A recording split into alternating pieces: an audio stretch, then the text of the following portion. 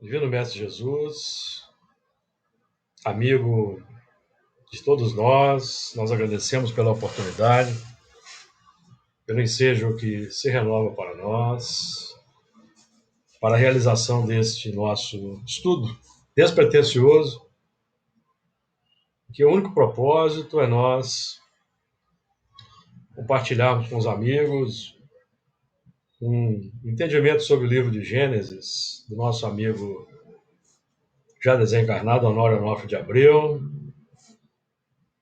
possamos realizar o melhor ao nosso alcance, contando com o apoio, a inspiração, o amparo da espiritualidade amiga, Senhor, que em teu nome semina o bem, o amor, a fraternidade pela terra, nos seus dois planos de existência, conclamando-nos para a vivência da fraternidade, do amor ao próximo. Que os nossos estudos desta noite possam ser úteis para a aprendizagem dos nossos irmãos desencarnados que estagiam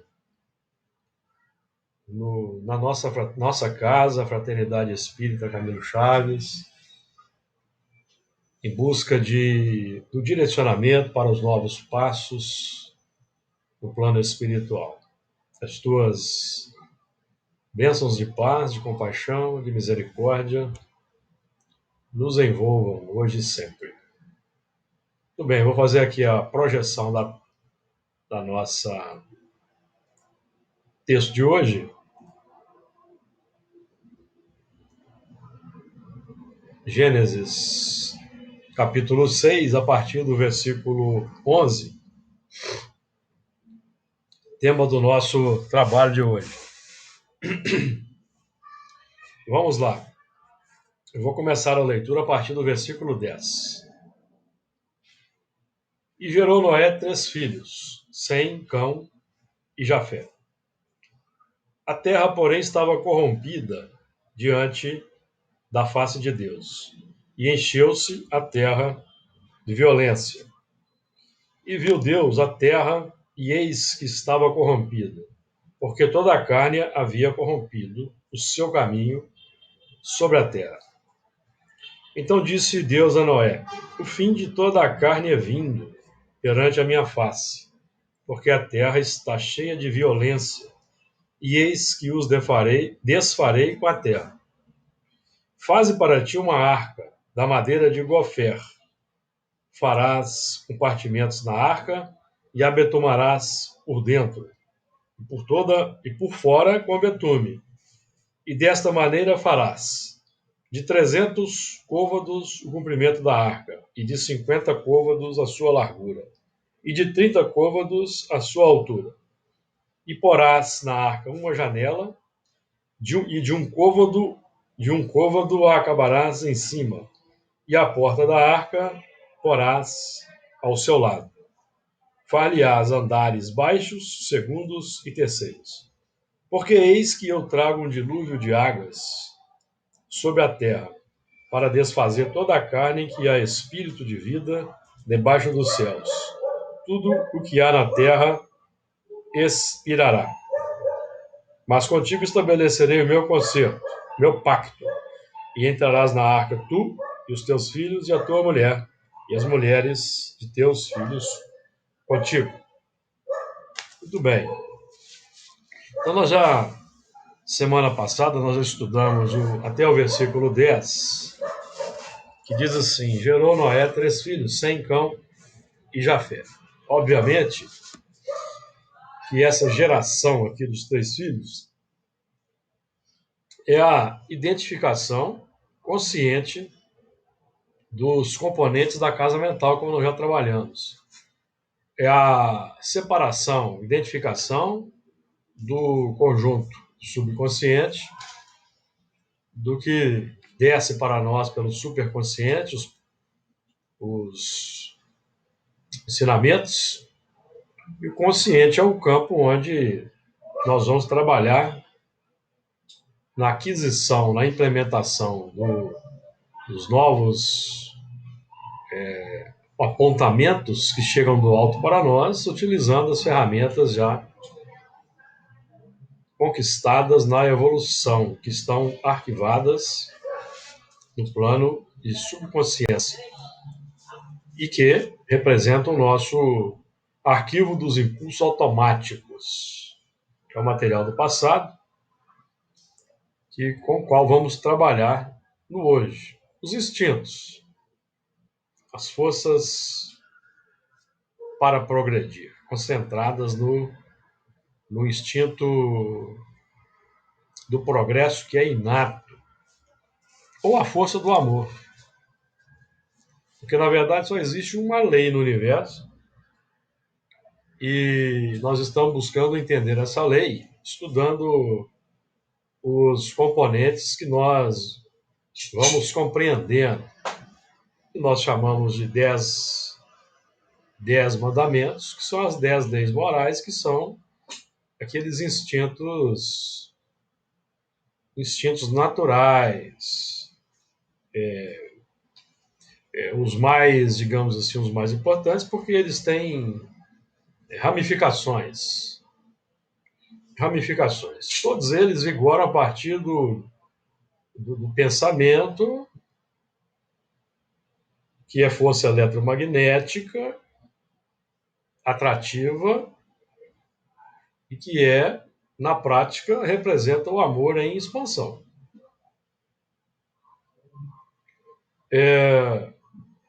Então, a partir do pensamento, nós já estamos construindo, já estamos elaborando, e é por isso que nós estamos trabalhando a formação de uma nova mentalidade que a doutrina espírita traz para nós, para que nossos padrões de consciência, de busca, sejam mais qualificados. E nós possamos nos libertar das cadeias que nos prendem à retaguarda da evolução, consequentemente, à dor, ao sofrimento. Versículo 11. A terra, porém, estava corrompida diante da face de Deus. E encheu-se a terra de violência. Essa terra que estava corrompida diante da face de Deus, evidentemente, é a terra do coração, basicamente. E o que vigora no coração vai se concretizar, vai se manifestar no palco da nossa evolução, que é o planeta Terra. O planeta Terra com os seus componentes espirituais também, as suas moradas espirituais, as esferas espirituais. Então, para mudarmos com eficiência o mundo exterior, é preciso mudar o mundo interior. Identificar as complicações internas que geram os fatos, as circunstâncias, os acontecimentos que vão nos posicionar no mundo como agentes da misericórdia ou como agentes do escândalo, quando nós somos aproveitados como corrosivos para moer as cristalizações do próximo. Aquele que é instrumento do escândalo na Terra, ele é aproveitado pela inteligência suprema, causa primária de todas as coisas, para corroer a cristalização do homem, o orgulho e o egoísmo. Não renasce com a missão, meus amigos, de provocar confusão no mundo. Isso corre por conta de quem provoca. Ele é aproveitado. Tanto que chega um determinado momento em que um movimento de degredo é realizado, em que aqueles que estão muito cristalizados nesse posicionamento da corrupção que gera violência, eles serão transmigrados para mundos onde eles levarão recursos valiosos que serão materializados naquele mundo por meio do contato social com os primitivos na infância da humanidade. Na busca natural pelo melhor, que eles já todos temos, eles vão transformar o mundo para onde eles vão, com a força interior que trazem, já qualificada intelectivamente e até mesmo pelas paixões, para colaborar com Deus na transformação dos mundos. De acordo? A terra, porém, estava corrompida diante da face de Deus. Nós já trouxemos aqui, e temos repetido isso ocasionalmente, aquele lance que nós encontramos no Evangelho segundo o Espiritismo, no capítulo 11, item 8, que trata da lei de amor, a mensagem de Lázaro. Em sua origem, o homem só tem instintos. Quando mais avançado e corrompido, só tem sensações. Quando instruído e depurado, tem sentimentos. Então, em sua origem, o homem só tem instintos nas faixas anteriores ao reino humano. Ou na origem do homem, ele tem instintos, os instintos primários. A infância da humanidade. Quando mais avançado e corrompido, pelo abuso de que se acresceu à vontade, só tem sensações ou busca satisfazer apenas as sensações. Certo, amigos? Quando instruído e depurado, ou seja, essa instrução e depuração, diante da face de Deus, ou seja, o ensino instaurado. Essa face de Deus é o ensino que vai sendo instaurado gradativamente e que nós vamos tendo condições de entendimento. Por isso que a lei de Deus está escrita na consciência de cada um, e é por isso que Deus olha a intenção, porque cada um está no estágio de evolução. Certo? Ok, amigos? As leis humanas vão ajudando os espíritos imaturos a se enquadrarem em dispositivos de autocontrole, de depuração de fora para dentro, de contenção de fora para dentro, para que o mundo avance e eles também avancem. É por isso que temos as leis humanas, que elas são qualificadas pelo estágio de evolução da média da humanidade, e é por isso que elas ainda são imperfeitas. A perfeição se encontra na lei divina. A perfeição se encontra na lei divina. E a lei humana que nós vamos desenvolvendo, ela vai buscando o aperfeiçoamento, né, à medida que vamos nos aperfeiçoando. Ou seja, aqueles que esperam e depositam todas as fichas em políticos para que o mundo se transforme estão equivocados. Nenhum político vai mudar o mundo. Nenhum político individualmente vai transformar o mundo. O mundo vai ser transformado à medida em que a maioria que estiver habitando o mundo for de categoria melhor. Porque espíritos de uma categoria melhor farão melhores escolhas em todas as áreas e identificarão melhormente as pessoas, suas qualidades, seus caracteres.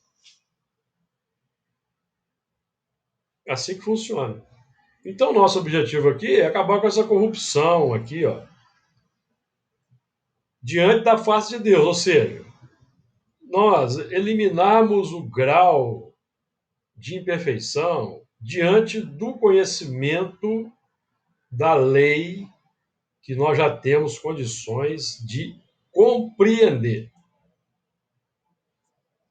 Por isso que existe tanta contradição contradição, inclusive no movimento espírita, por causa da diversidade dos caracteres, dos graus de evolução daqueles que se aproximam da doutrina espírita, que ainda não sabem identificar o verdadeiro do falso, o verdadeiro do falso profeta, criam movimentos de idolatria. Quando nós nos afeiçoamos a um único e exclusivo palestrante, fazendo abstração de todo o resto, nós estamos elaborando, amigos, um sistema de idolatria.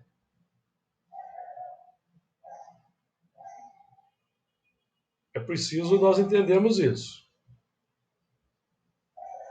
Vamos criando aqueles nichos e começamos até a criar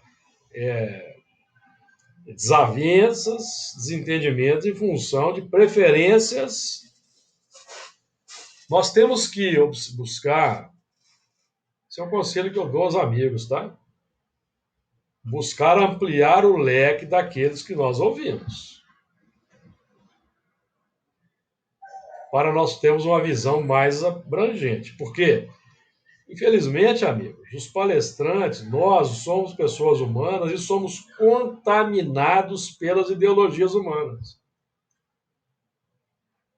E é por isso que vocês vão sempre me ver aqui, sistematicamente, incansavelmente, repetindo pontos espíritas, com citações de textos de Kardec.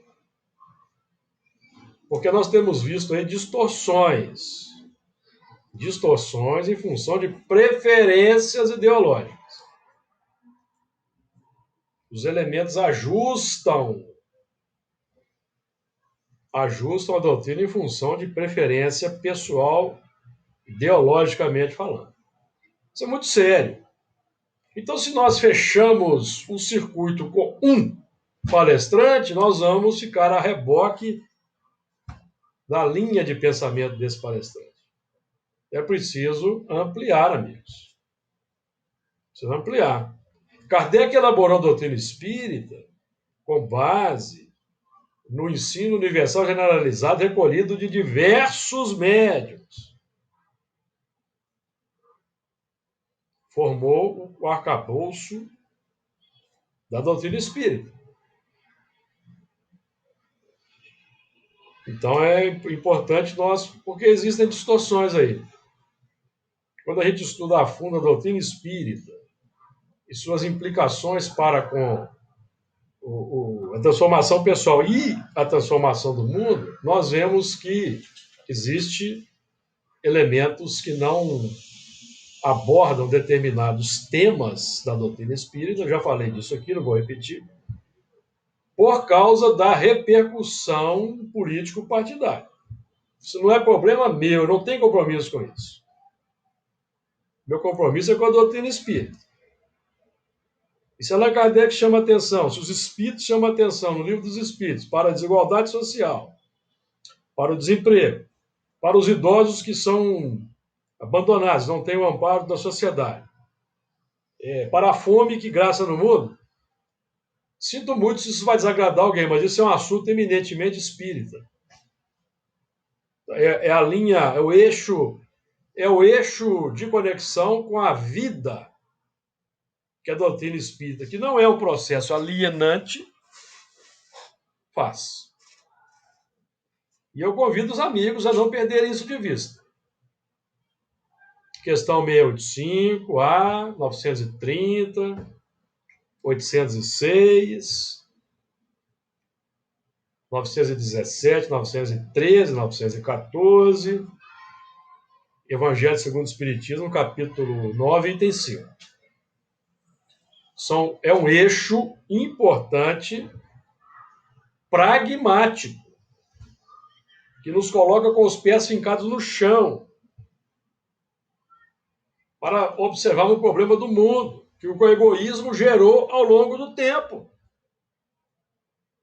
Preciso que se diga. O egoísmo que gerou ao longo do tempo. O egoísmo individual que se soma ao coletivo ao longo de inumeráveis existências. Nós fomos os artífices. Então, quando nós vemos aqui, ó, e a terra encheu-se de violência. Emmanuel tem um texto extraordinário no Pensamento e Vida, capítulo 24, Humildade. Ele vai dizer assim, falando da carência de humildade. Na carência da humildade, surgem no coração humano doentios enquistamentos do sentimento, quais sejam o orgulho, o egoísmo, a vaidade e a cobiça, que se responsabilizam pela discórdia e pela delinquência em todas as direções. Emmanuel está falando disso aqui, ó. Encheu-se a terra de violência, corrupção, por causa do quê? Do orgulho, do egoísmo, da vaidade e da cobiça. Então, quando nós falamos em desigualdade social, falamos em fome, falamos em desemprego, nós estamos falando dos efeitos visíveis do orgulho, do egoísmo, da vaidade e da cobiça. Preciso falar disso.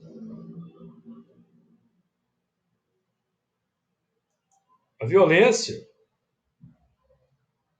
provoca, a fome provoca violência, o desemprego provoca violência, a desigualdade social absurda do Brasil gera violência.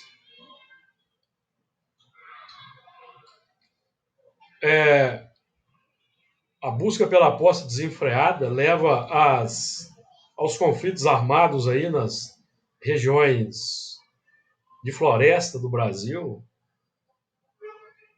por causa de grileiros, de poceiros que não têm limites para a sua ambição, sua cobiça. Preciso que se diga isso, amigos. O nosso estudo aqui não pode ser um estudo alienante.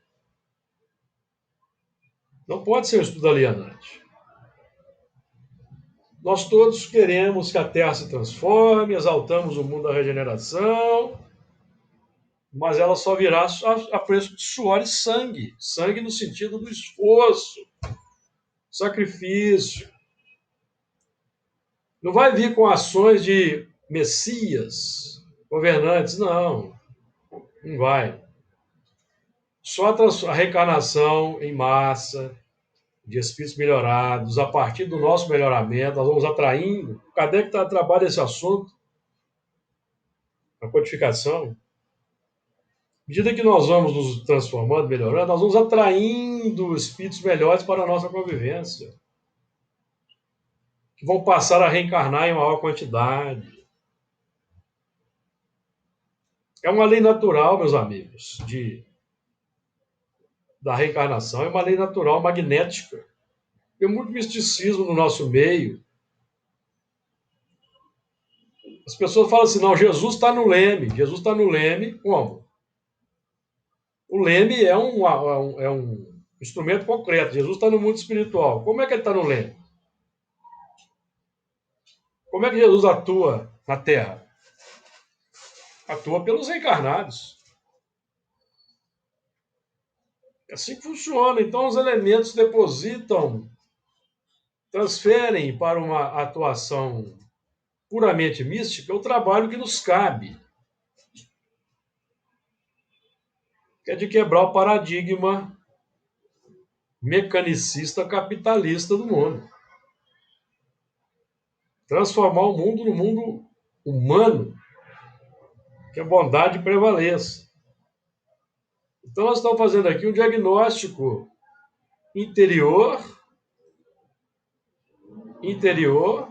da nossa própria situação, que deságua no exterior, no mundo. Deságua no exterior. De acordo? Comentários? Você está falando aqui, Jesus está no leme, muitas vezes ele está no leme, mas a gente rema para o lado oposto, né? E o leme dá a direção, mas se a gente não remar para aquele lado, não vai adiantar muito, não, né? Exatamente. Ele está no leme. O leme é o coração. Nosso coração está sob o comando amoroso de Jesus ou está sob o comando de outras ideologias aí separatistas, preconceituosas, que fazem acepção de pessoas? Quem é que está no comando? O comando, meus amigos, O leme é o coração. Qual é a ideia que domina o nosso coração, que nos move no mundo, que nos impulsiona?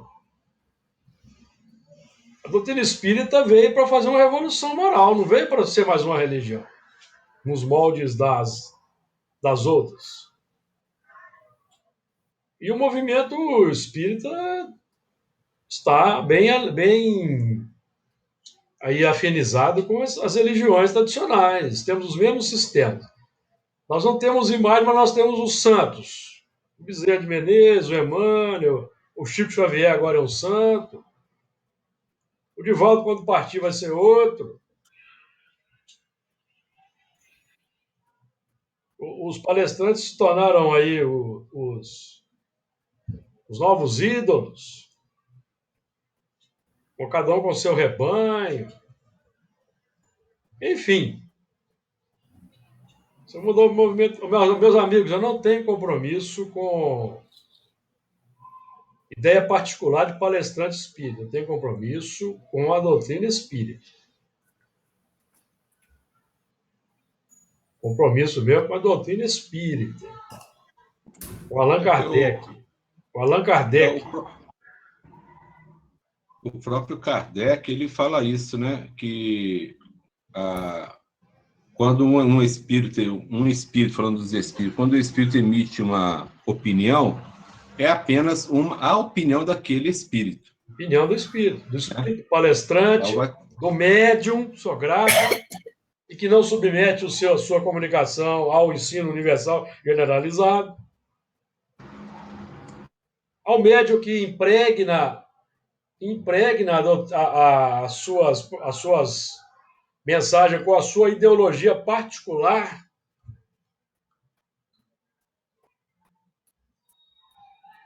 Causa confusão no movimento espírita. Então, amigos, sinto muito. Sinto muito se o assunto aqui desagrada. Sinto muito. Se desagrada, mas a doutrina espírita foi deturpada, veio deturpada, continuou deturpada, e o meu trabalho modesto, nada pretensioso, tá? É conversar sobre doutrina espírita, para que nós pensemos. Não tem nenhuma outra pretensão aqui. Minha pretensão não é que vocês... tanto que vocês não vão me ver aqui pedindo. Nunca. E aqui não estou fazendo crítica a ninguém, não, tá? Estou fazendo uma confissão. Nunca vou me ver pedindo para dar like e compartilhar o assunto aqui. Isso é da alçada de cada um. Da alçada de cada um, compartilhar, não compartilhar, dar um like. Eu não estou preocupado com isso. Minha preocupação, amigos, é trabalharmos aqui sobre essa moldura extraordinária de Gênesis, do Apocalipse, com os comentários aqui fantásticos do Honório, a doutrina espírita. Doutrina espírita, que é o que precisamos dinamizar. Dinamizar, porque todos nós somos espíritos complicados, temos complicações do passado, então nós temos que fazer a maior abstração possível do nosso próprio eu. Do nosso próprio eu. E eu sempre tenho em mente aquela definição do espírita que Kardec registra no Livro dos Médiuns, lá no parte 3ª do Livro dos Médiuns, capítulo 3 do Método, item 28. O verdadeiro espírita, o espírita cristão, é aquele que não se contenta em admirar a moral espírita, mas é aquele que a pratica e a observa até as últimas consequências. O verdadeiro espírita. Porque tem o espírito exaltado, tem o espírita que acredita na vida espiritual, mas ele só fica nessa superfície. Tem o espírita que devora todos os livros psicografados que aparecem aí, sem fazer aquele crivo, aquela análise, vai se distraindo com uma literatura complexa. Mas o verdadeiro espírita é aquele que não se contenta em admirar a moral espírita. aceita até as últimas consequências. A última consequência, amigos, é quebrar a nossa própria preferência ideológica mundana, que é o que mantém o sistema no mundo aí, como está. Então, esse é o ponto, tá? Esse é o ponto. Então, eu aconselho os amigos a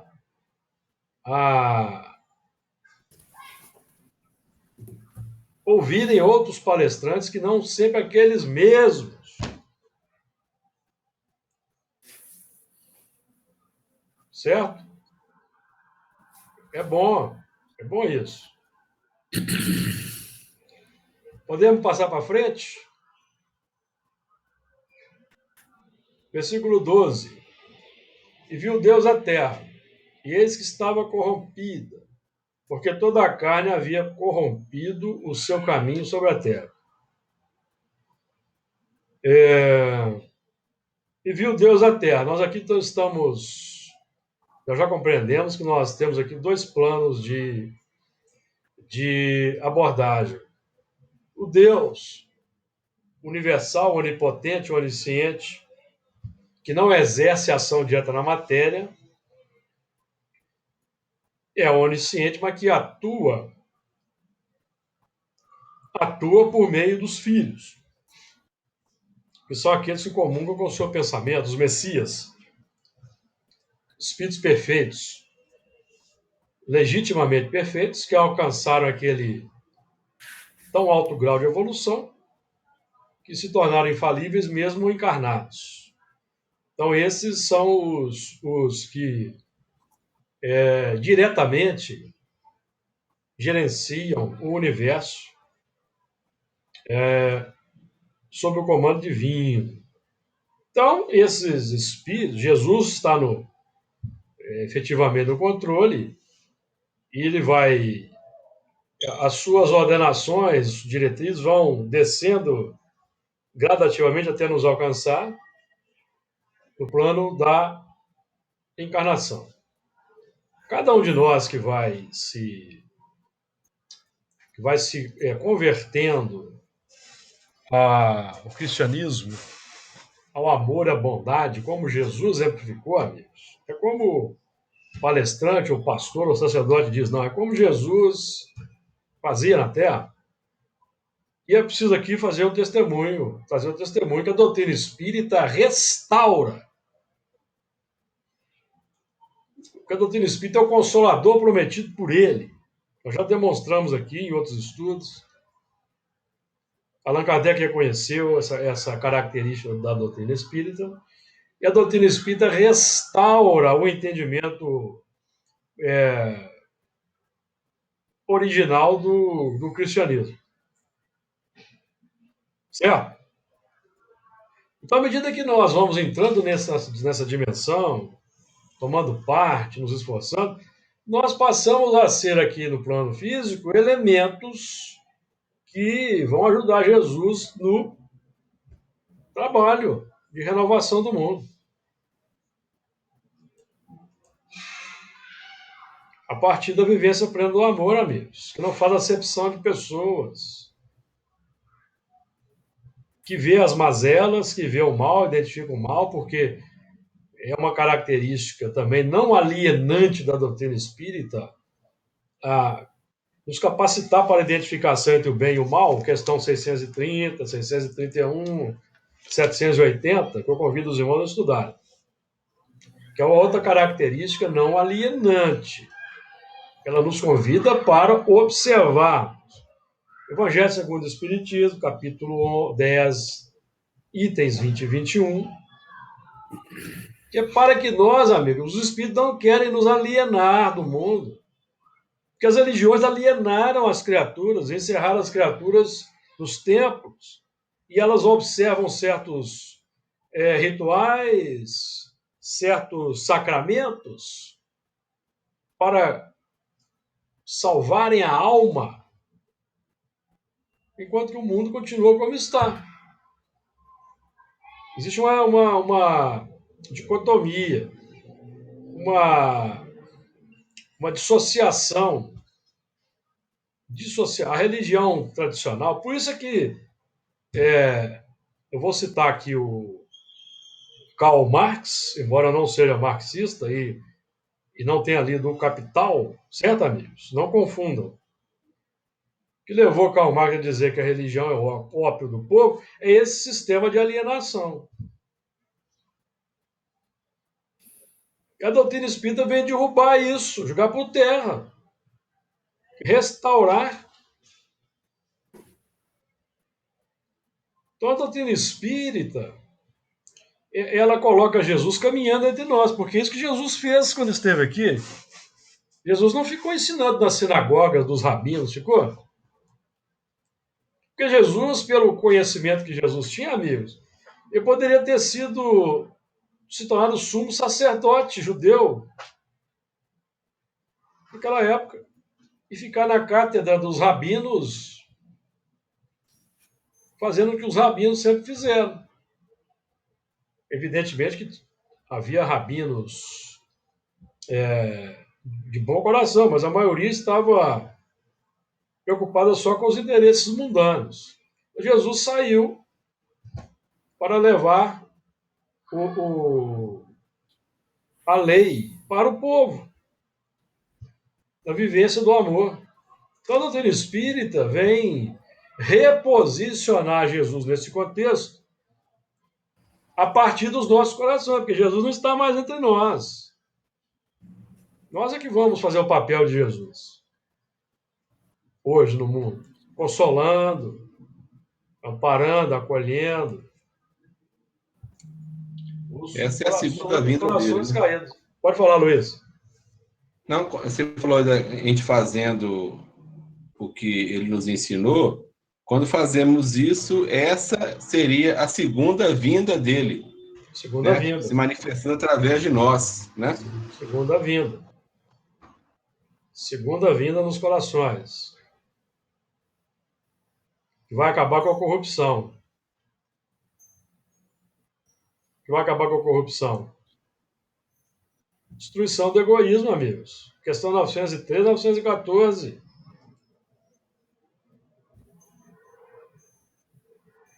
Vai acabar com ódio, questão 171. Partir do movimento de conscientização, análise, decodificação da mensagem e vivência. Por quê? Porque toda a carne havia corrompido seu caminho sobre a terra. Essa corrupção aí, que é a imperfeição que toma conta, amigo, que corrompe o caminho, nós estamos trabalhando o que aqui nessa frase? O caminho é ditado pelo pensamento. O caminho é ditado pela mentalidade. A mentalidade que nós adotamos é o caminho que seguimos. Quando se fala que Jesus é o caminho, a verdade e a vida, nós estamos falando aqui do corpo doutrinário, da linha de pensamento que Jesus materializava pelas suas ações. Esse é o caminho. Então, toda a carne é o que está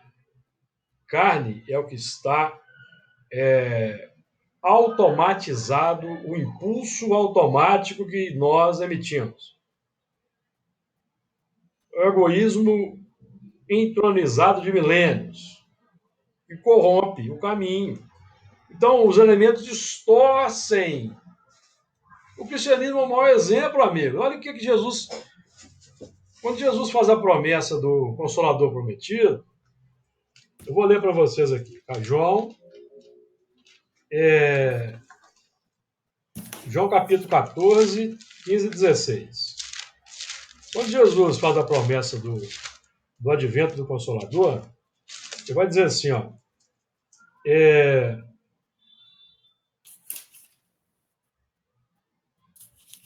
eu rogarei ao Pai, aqui vamos passar aqui para o 15. Versículo 26 do capítulo 15. Mas aquele Consolador, o Espírito Santo, que o Pai enviará em meu nome, esse vos ensinará todas as coisas e vos fará lembrar de tudo quanto vos tenho dito. Esse é um ponto. Aí ele continua. No versículo 15, ele vai dizer assim, ó. Deixa eu achar aqui, porque são 3 passagens importantes aqui que ele aborda o Consolador.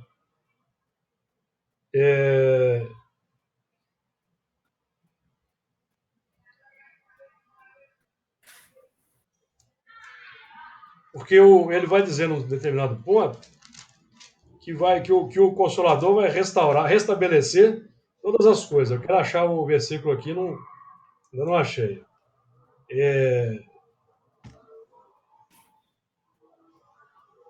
Vai restabelecer todas as coisas. Por quê? Porque o cristianismo foi deturpado. Por que o cristianismo foi deturpado? Por causa do egoísmo. A corrupção da carne. A imperfeição ditando os hábitos. Aí distorce o pensamento para favorecer o interesse pessoal.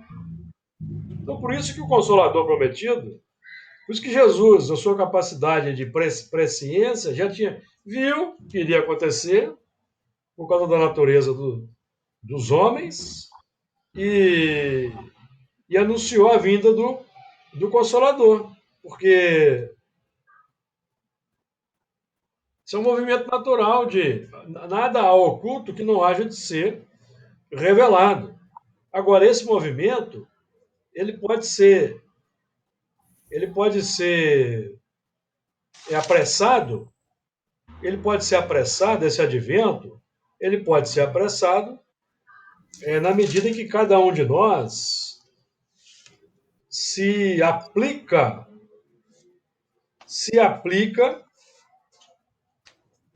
à vivência do bem, à vivência do amor.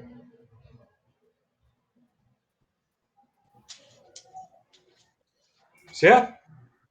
Ainda tenho muito que vos dizer, mas vós não podeis suportar agora. Mas quando vier aquele Espírito de verdade, ele vos guiará em toda a verdade, porque não falará de si mesmo, mas dirá tudo o que tiver ouvido e vos anunciará o que há de vir. Então é 16, 12.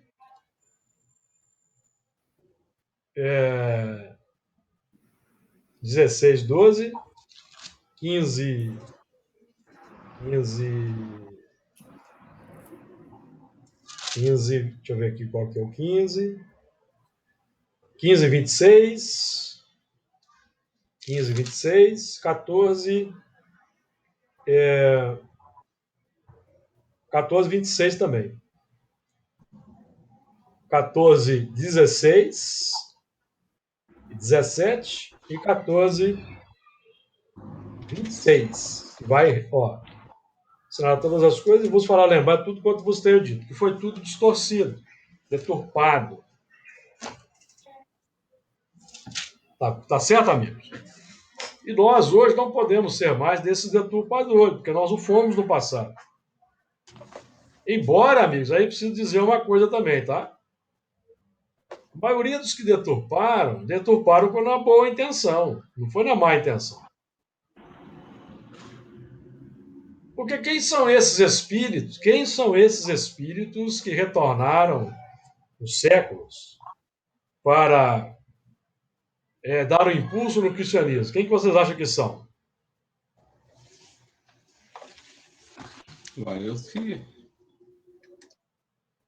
Talvez os que deram problema lá atrás, velho. Que corromperam e agora estão... Não só. Sim. Aqueles cristãos que morreram nas arenas, que deram a vida por Jesus, vocês acham que eles saíram do mundo, foram para outros planos? Não, eu creio assim, eu acho que muitos que foram para a arena foram até mesmo por acaso. Por exemplo, eu tô lá em casa, lá naquele tempo, né? Tem um negócio interessante lá hoje à noite. Acaso que você quer dizer pela lei de causa e efeito, certo? Sim. Mas eu falo assim, eu não fui porque eu era cristão, eu fui por curiosidade. Aí tem uma batida, eu fui preso era pobre, não tinha ninguém me defendesse.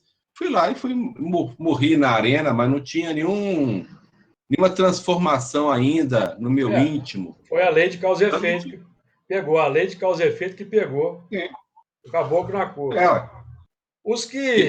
Aqueles que morreram nas arenas e que partiram para as esferas superiores, definitivamente, era uma minoria, amigos. A maioria voltou ao longo das encarnações para dar o testemunho de Jesus. É isso aí que o automatismo antigo prevaleceu. Distorceram. Porque vocês querem um exemplo? O Emmanuel, que voltou como Nestório, ele foi sacrificado, não foi na arena? Ele não foi martirizado? Foi ou não foi? Foi, ué. Então. Foi como escravo. Exato. Depois ele já era cristão, foi escravo, não é? Uhum. Voltou no século III como o escravo Basílio. O romance Ave Cristo, né? Emmanuel narra isso. Continuou naquela linha, mas depois ele começou a reencarnar no seio da igreja, não foi? Da igreja católica? Foi ou não foi? Padre Damiano, no livro Renúncia. Aí quando ele vem para cá com a confissão que ele faz, quando ele vem para cá como padre Manuel da Nóbrega, o que ele diz na sua obra psicografada? Por que ele veio para cá, para o Brasil, para trabalhar com os índios? Porque estava cansado de mando e poder. Então ele foi o Nestório, que foi sacrificado, depois foi o Basílio, mas ele se deixou corromper de novo.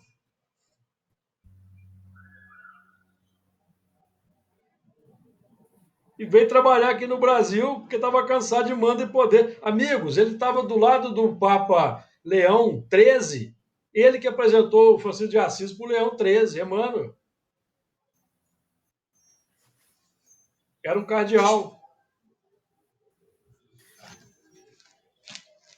Então vocês vejam, nós aqui, os exemplos aí da Inquisição, da reunião que. Certo? Nem todos aqueles, amigos, que engendraram a Inquisição, eles tinham má intenção, não. Muitos faziam na boa intenção, por incrível que pareça.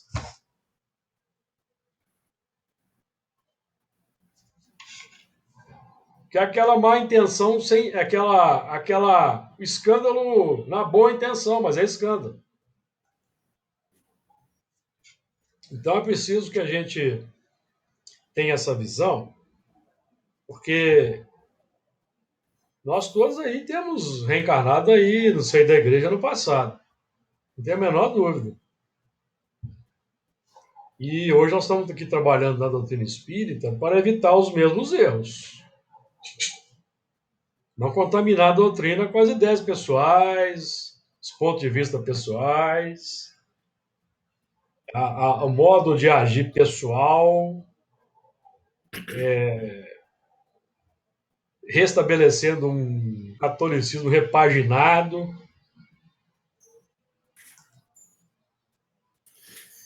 E para que coisa pior não nos aconteça. Porque para que coisa pior não nos aconteça, porque, sinceramente, se nós cometemos erros graves aí no seio da doutrina espírita, nós provavelmente poderíamos ser transmigrados.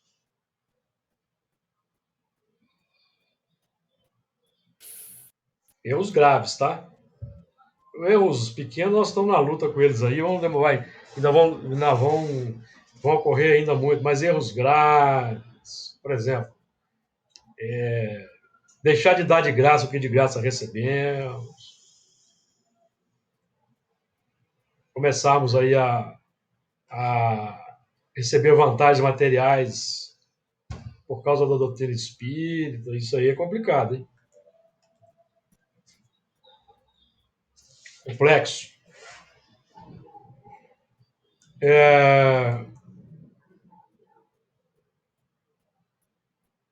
Versículo 13. Então, nós aqui, do ponto de vista exterior, são os espíritos que comandam através de Jesus e que nós, aqui no plano físico, seremos seus colaboradores ou opositores. Seguindo o materialismo, o egoísmo, seremos opositores. Buscando a vivência da doutrina espírita e do amor, seremos seus colaboradores. Porque nós não podemos mais corromper, certo?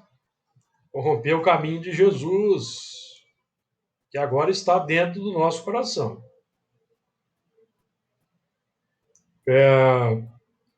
Versículo 13. Então disse Deus a Noé: o fim de toda a carne é vindo perante a minha face, porque a terra está cheia de violência. E eis que os desfarei com a terra. Então aqui, esse disse Deus a Noé, é o diálogo interior das forças superiores com cada um de nós que já se capacita a ouvir. Como que nós nos capacitamos a ouvir? Operando na linha dos bons sentimentos, na linha das virtudes, para sermos bem inspirados, para que do nosso coração nasçam bons pensamentos. O bom pensamento nasce de sentimentos bons, amigos, virtudes. Esse é o princípio básico da doutrina. Todo pensamento mau nasce de uma imperfeição. Esse é um princípio básico, embora não está lá, definido lá nos princípios básicos da doutrina espírita. O sentimento é a fonte do pensamento. Nós já temos maturidade suficiente para entender. Não é? Lembra-se que eu sempre cito aqui esse texto do Evangelho que define que todo pensamento mau surge de uma imperfeição da alma. E o pensamento mau aqui, amigo, não é o pensamento de sair pelo mundo aí praticando a violência, não. É aquele pensamento que nos inspira para uma ação que destoa do que nós já temos condições de entender. Está sendo ditado por uma paixão, por uma imperfeição. Nesse sentido. Certo? Que é o problema do autoconhecimento, amigos. Conhece a ti mesmo. O problema do autoconhecimento, conhece a ti mesmo, é que nós vamos enxergando as sutilezas, as filigranas, com o passar do tempo. E é por isso que temos que estar escorados ou ancorados na prática diária do bem, para não entrarmos em parafuso, depressões, angústias, síndrome de ansiedade, porque tem elementos que às vezes desenvolvem síndrome de ansiedade porque ele quer ser o espírito perfeito hoje. Não vai conseguir. Nem ser um superior hoje, não vai conseguir. Tem que se concentrar em ser um bom espírito. Que é a base. Segundo aquela definição da escala espírita, bom espírito.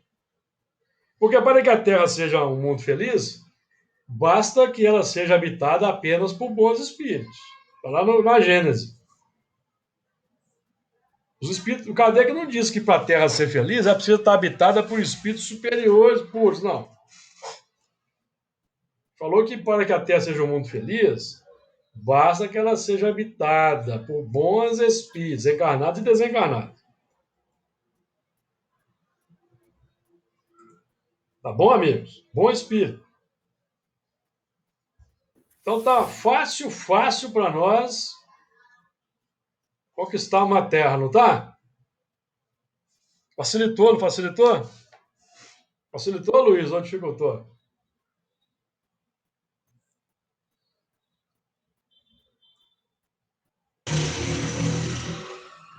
Depende. Facilita na medida que a gente pensa que a felicidade depende do outro, né? Quer dizer, espíritos felizes, bons espíritos têm que vir para cá. Mas nós temos que estar entre esses bons espíritos. Claro. Né? Claro. Sermos bons. Então disse Deus a Noé: o fim de toda a carne é vindo. Quando nós começamos a estudar a doutrina espírita, nós vamos tomando consciência da definição do verdadeiro espírita, chegou o fim da carne. Qual que é a definição de Kardec do espírita? Como o espírita é conhecido?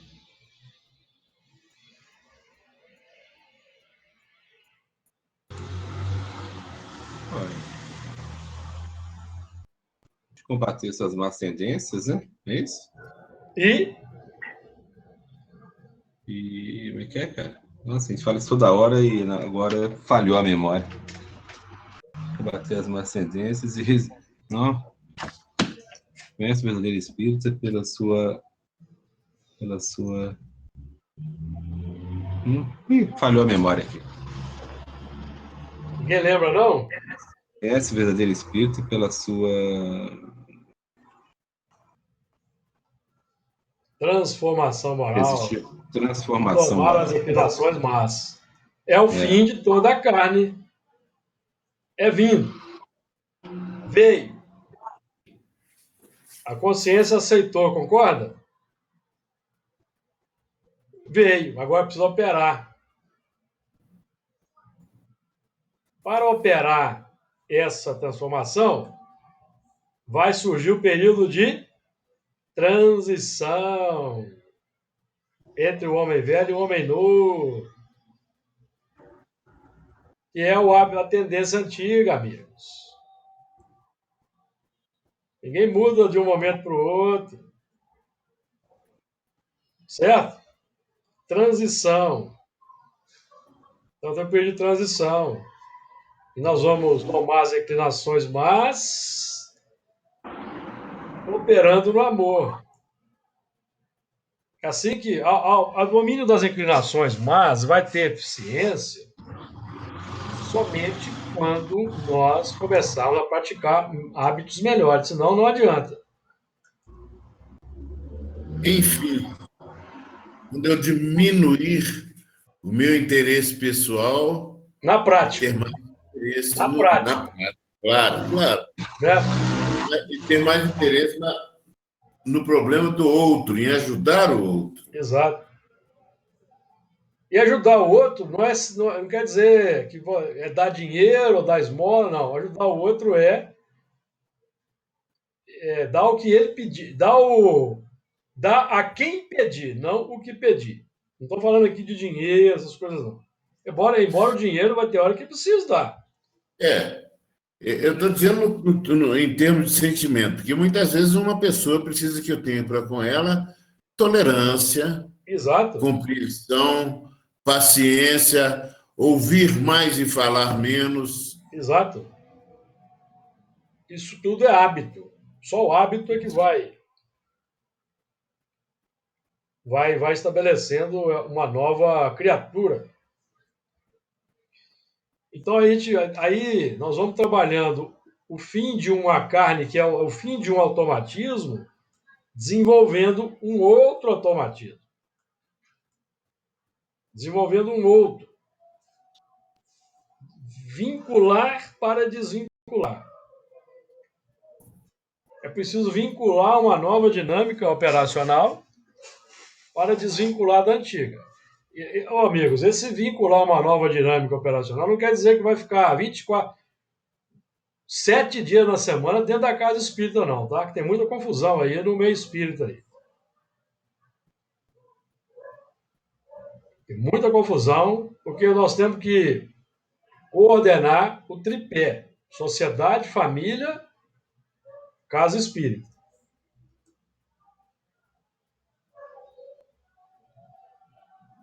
Se nós ficarmos enfiados dentro da casa espírita, nós não estamos agindo fora.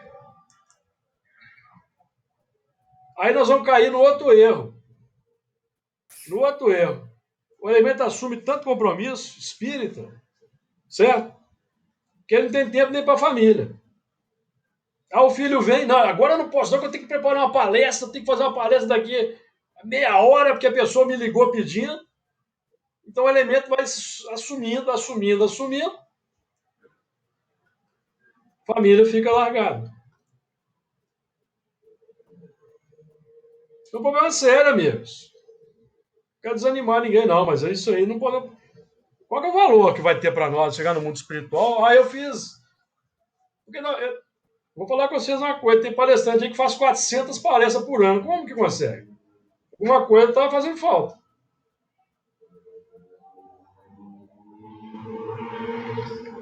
365 dias por ano, faz 400 palestras?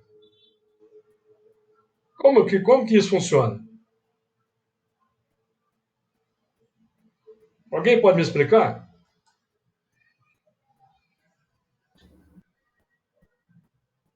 Complica, não é? A vida particular.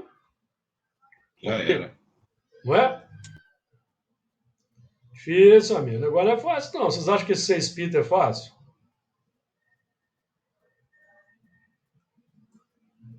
Ser espírita não é fácil, não, amigos. Porque nem sempre o verdadeiro espírita é compreendido pelos espíritas, não, tá? Vocês querem um exemplo? Allan Kardec. Allan Kardec é compreendido hoje pela maioria dos espíritos? Pergunto a vocês. Ai, onde é que nós vamos parar, hein, amigos? Já até extrapolamos o tempo aqui. São reflexões que nós aqui colocamos para os amigos para nós pensarmos. Certo? O meu trabalho aqui, eu vou fazer uma brincadeira agora. Meu trabalho aqui não é ser facilitador, não, tá? É ser dificultador.